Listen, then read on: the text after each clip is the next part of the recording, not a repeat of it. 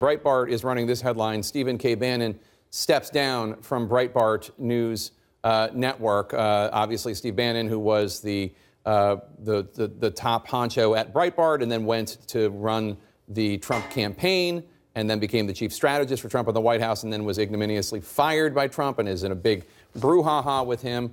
He's stepping down. I guess we don't know exactly the terms, but one would expect that this was not necessarily a willing parting, because that was his baby. He loves Breitbart. That's what he was going back to run. That was going to be where he ran the loyal opposition, where he took aim at Mitch McConnell, supported the president's agenda, but called him on things if the president wavered. It's shocking. It's not shocking because it's been rumored, but I can't imagine any scenario in which this was a voluntary move by Steve Bannon. This is not what he was hoping for. But, you know, we've seen in the last few days he's lost the support of the Mercer family. And the amazing thing, Jake, is that in the last 6 months, every time President Trump tried to move or thought about moving against Bannon, he would worry that he could lose the Mercer support, that they might go with Bannon. And so the way that this has tumbled out is so strikingly different from the way it would have looked even 6 months ago, right? Yeah. 2 weeks ago. Yeah. 6 months. Yeah. That's another It was really only less than a week ago that we were reading the statement that the president put out about Steve Bannon. And